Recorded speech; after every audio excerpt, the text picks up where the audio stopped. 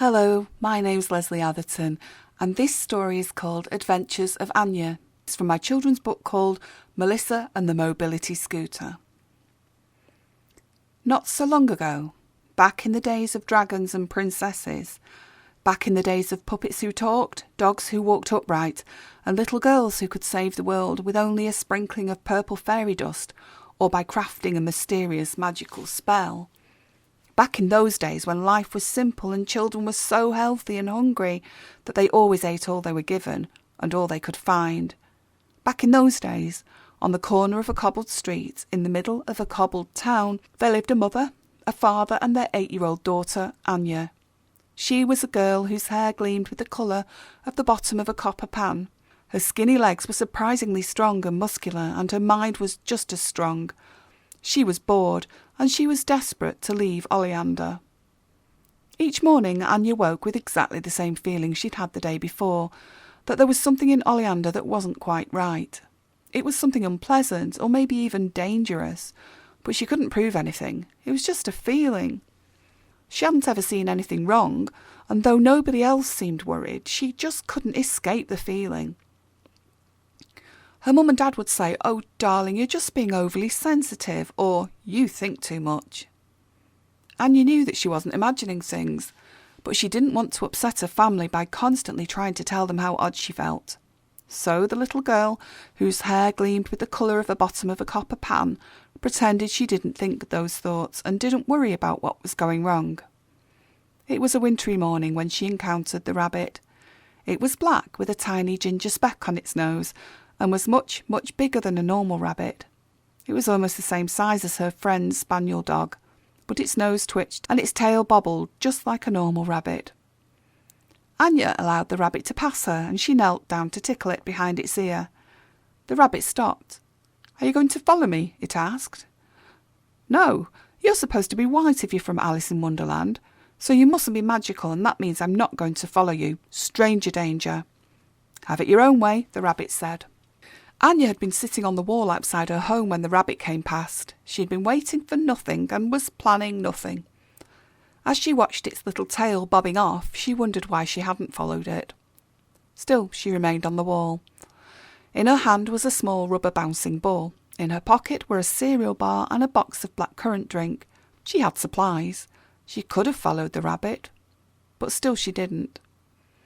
After a very short time, Anya realised she'd made a mistake.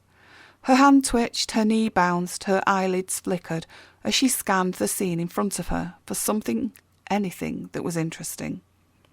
Nothing. "Rabbit!" she shouted, regretting enormously that she had ignored its request to be followed. "I'm here," it said. It poked its head round the wall corner. "Come on then." So Anya followed. She tried to copy the rabbit's bouncing walk, but having legs of totally different shapes and sizes meant it wasn't easy. After a few tries, she gave up, gracefully, and pretended she'd never been trying at all. "Where are we going?" she asked, a little breathless. She hadn't realised how fast rabbits could run. "Where are we going?" she shouted. The rabbit ignored her again and ran. It was taking the road out of Oleander. Anya wasn't allowed that far away. But she definitely wasn't stopping now. She needed company to get out of Oleander. How else would she ever have any fun? Those may have been the days of dragons and princesses, but for a person like Anya, there was still not all that much to do.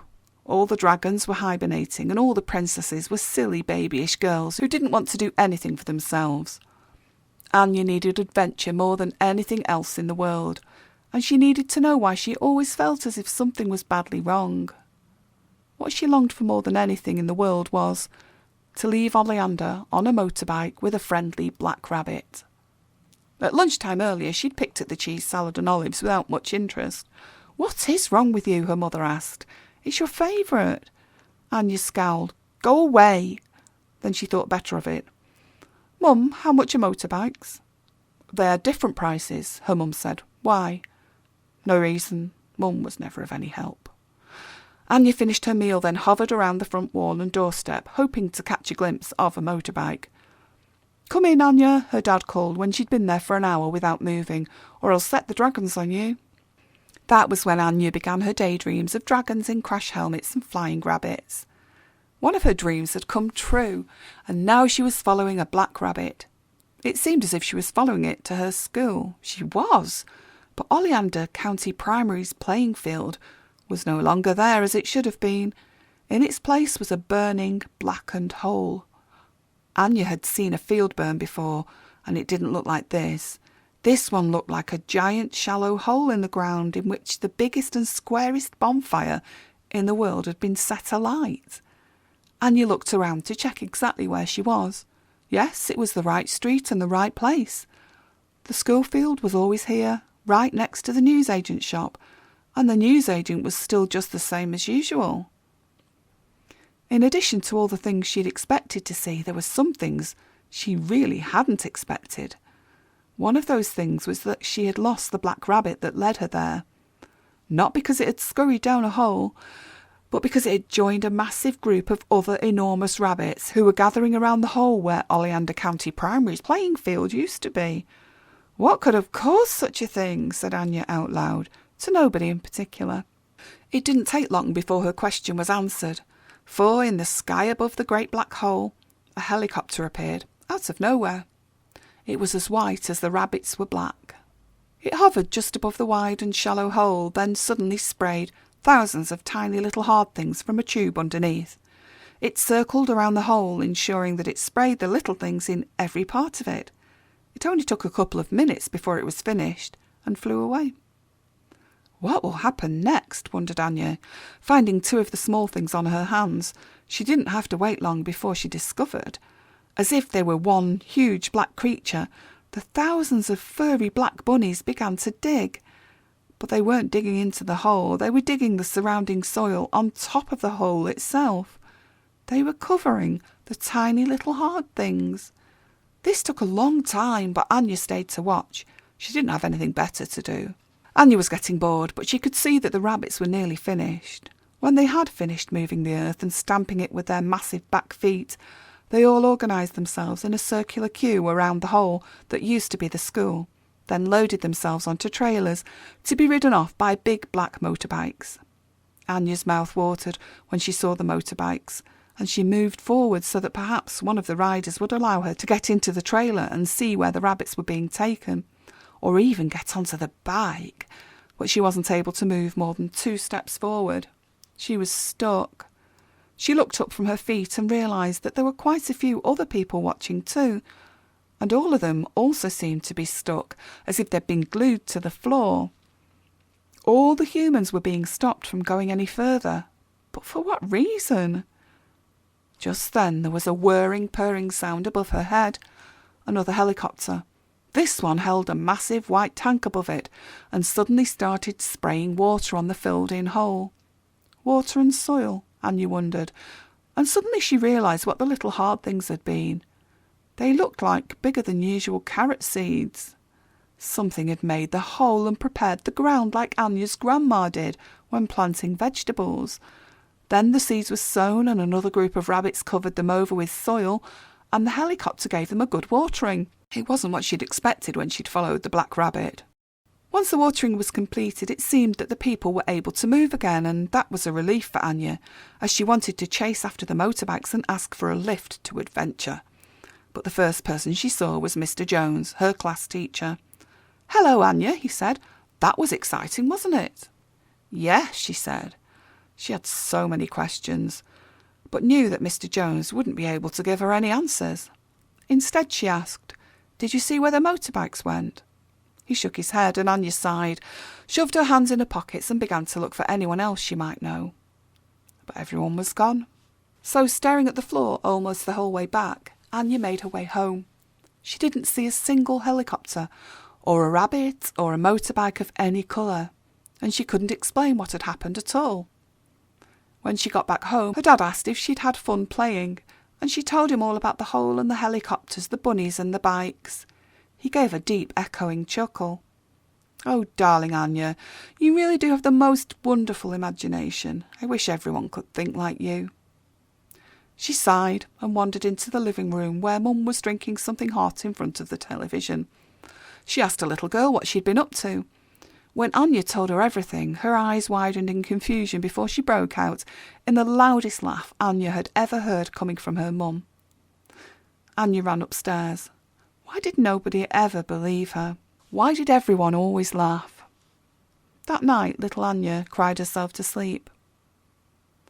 Not that long ago, back in the days of dragons and princesses, back in the days of puppets who talked, dogs who walked upright, and little girls who could save the world with only a sprinkling of purple fairy dust, or by crafting a mysterious magical spell. Back in those days, when life was simple and children were so healthy and hungry that they always ate all they were given and all they could find. Back in those days, on the corner of a cobbled street in the middle of a cobbled town, there lived a mother, a father, and their 8-year-old daughter, Anya. She was a girl whose hair gleamed with the colour of the bottom of a copper pan. Her skinny legs were surprisingly strong and muscular, and her face was defiant with longing to leave Oleander. She'd seen a miracle, and nobody believed her. When she spoke to her teacher about it, he had no idea what she was talking about. Everybody said that the playing field had always looked like that, with its feathery grass growing tall, but it hadn't. When the rabbits came to unearth the carrots one afternoon, the whole town, apart from Anya, was blind to it. When each and every unearthed carrot went drifting upwards into the collection pod of a special alien helicopter, nobody else saw. When the helicopter spread grass seed and the rabbits again covered up the land awaiting watering, nobody else saw.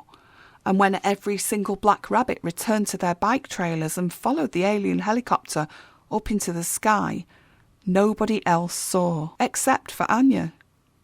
Nobody remembered that the carrots had even been there. But as Anya watched more motorbikes than she'd seen in her entire existence, even on television, fly off into the sky, dragging trailers of strong and muddy black rabbits and the biggest net of carrots she could ever imagine, she was sad.